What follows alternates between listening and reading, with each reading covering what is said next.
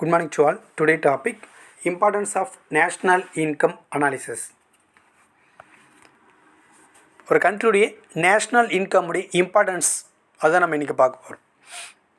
National income is of great importance of the economy of a country. ஒரு கண்ட்ரியுடைய economic க்ரோத்தோட லெவலை measurement பண்ணுறதுக்கு எது ரொம்ப முக்கியமானது அப்படின்னு பார்த்தீங்கன்னா நேஷ்னல் இன்கம். ஒரு நாட்டையும் இன்னொரு நாட்டையும் கம்பேரிசன் பண்ணுறதுக்கு எது ரொம்ப யூஸ்ஃபுல்லாக இருக்குது அப்படின்னு பார்த்தீங்கன்னா நேஷ்னல் இன்கம். நேஷ்னல் இன்கம் குறைவாக இருக்கக்கூடிய கண்ட்ரியை அன்டெவலப்டு கண்ட்ரி ஆகும்.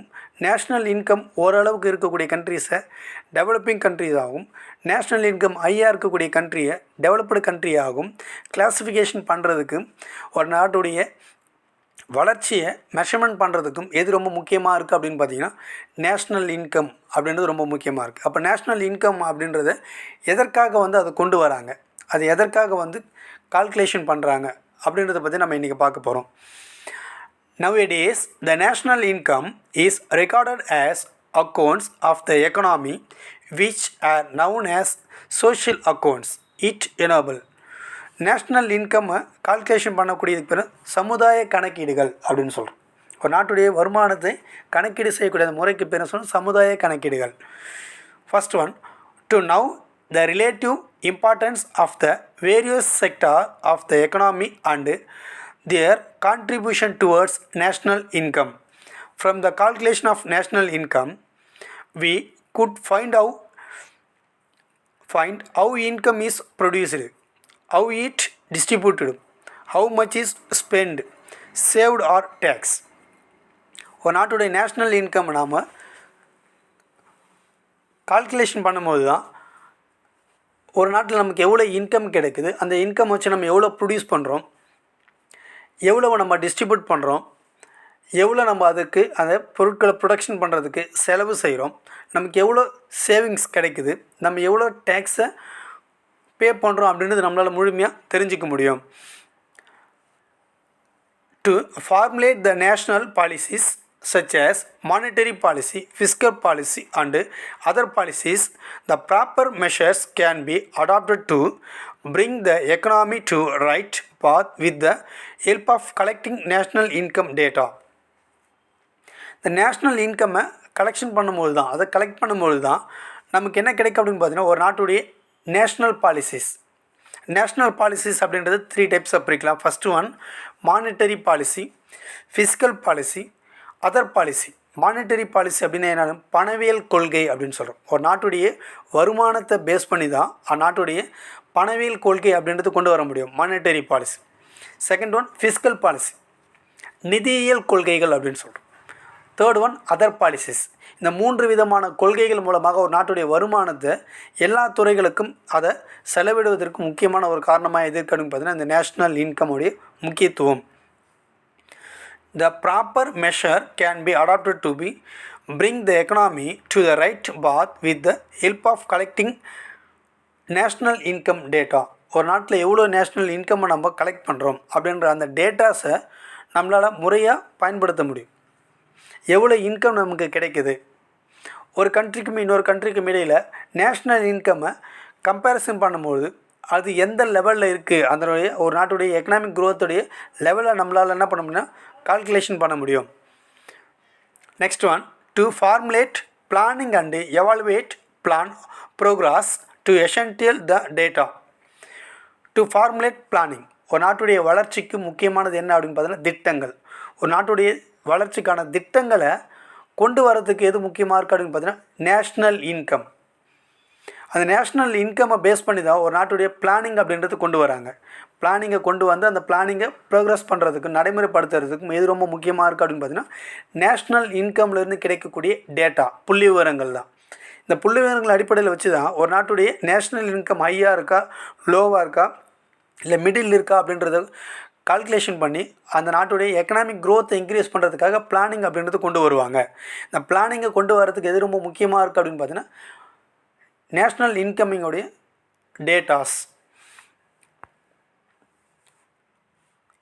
Pertaining to a country's gross income, output, saving and consumption from different sources should be available for economic planning. ஒரு நாட்டுடைய கிராஸ் நேஷ்னல் இன்கம், நமக்கு எவ்வளோ இன்கம் கிடைக்குது, எவ்வளோ அவுட்புட்டு நம்ம ப்ரொடியூஸ் பண்ணுறோம், எவ்வளோ சேவிங்ஸ் இருக்குது நம்ம கண்ட்ரியில், எவ்வளோ கன்சம்ஷன் நடைபெறுது. கன்சம்ஷன் மீன்ஸ் நுகர்வு அப்படின்னு சொல்கிறோம். மக்கள் பொருட்களை வாங்கி பயன்படுத்தக்கூடியது, பொருட்களாக அல்லது பணிகளாக இருக்கலாம், கூட்ஸ் அண்ட் சர்வீஸ். அப்போது ஒரு நாட்டுடைய நேஷ்னல் இன்கம்மை கால்குலேஷன் பண்ணுறோம், எவ்வளோ அவுட்புட் நம்ம கொண்டு வரோம், எவ்வளோ சேவிங்ஸ் நமக்கு கிடைக்குது, கன்சம்ஷன் எவ்வளோ நடக்குது அப்படின்றத பற்றியும் இது எல்லாத்தையும் கால்குலேஷன் பண்ணி இது எல்லாத்தையும் ஒரு முடிவு பண்ணி தான் என்ன பண்ணுவோம்னா ஒரு நாட்டுடைய எக்கனாமிக் க்ரோத்தை இன்க்ரீஸ் பண்ணுறதுக்காக பிளானிங்கை கொண்டு வரதுக்கு அவைலபிளாக எது இருக்குது அப்படின்னு பார்த்தீங்கன்னா நேஷ்னல் இன்கமுடைய டேட்டாஸ் அப்படின்றது ரொம்ப முக்கியமானதாக இருக்குது. Next one, to build economic models both in short run and long run. ஒரு நாட்டுடைய எக்கனாமிக் க்ரோத்தை பில்ட் பண்ணுறதுக்கு ரொம்ப முக்கியமான 2 பீரியட் இருக்குது. ஒன்று என்ன அப்படின்னு பார்த்தீங்கன்னா ஷார்ட் ரன், பார்த்தீங்கன்னா லாங் ரன் அப்படின்னு சொல்கிறோம். அப்போது அந்த எக்கனாமிக் பில்ட்டை கொண்டு வரதுக்கு பொருளாதார கட்டமைப்பு ஏற்படுத்தக்கூடிய 2 விதமான காலங்கள் அப்படின்றது ஒன்று ஷார்ட் ரன், பார்த்தீங்கன்னா லாங் ரன். ஷார்ட் ரனில் எதெல்லாம் கொண்டு வரலாம், குறுகிய காலத்தில் பொருளாதார வளர்ச்சியை அதிகப்படுத்துவதற்கான நடைமுறைகளை கொண்டு வரதுக்கான திட்டங்களை கொண்டு வரணும்.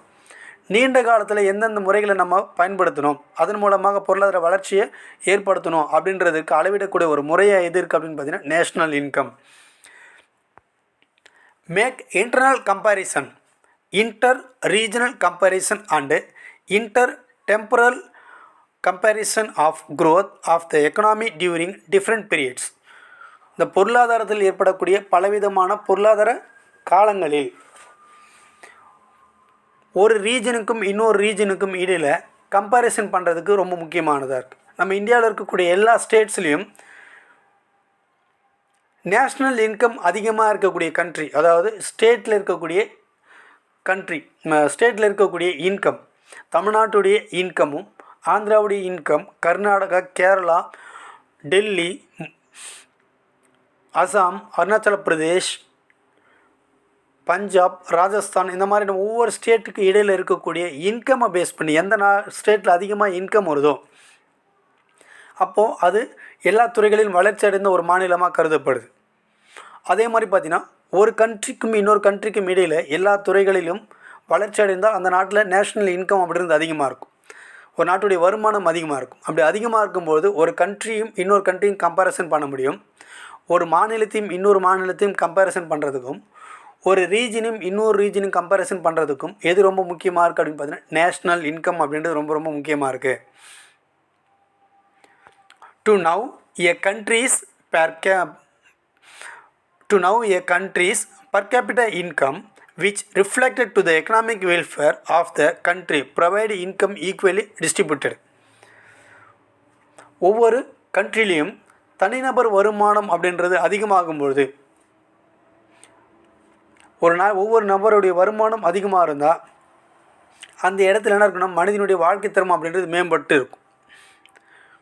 இதன் மூலமாக என்ன பண்ணலாம் அப்படின்னு பார்த்தீங்கன்னா எக்கனாமிக் வெல்ஃபேர் ஸ்கீம்ஸ் மூலமாக இன்கம்மை என்ன பண்ணலாம் அப்படின்னு பார்த்தீங்கன்னா ஈக்குவல் பண்ணலாம், ஈக்குவல் டிஸ்ட்ரிபியூஷன். அதாவது ஒரு நாட்டில் வறுமையில் இருக்கக்கூடிய மக்களையும் உயர்ந்த நிலைக்கு கொண்டு வரதுக்கு எது ரொம்ப முக்கியமாக இருக்குது அப்படின்னு பார்த்தீங்கன்னா நேஷ்னல் இன்கம்.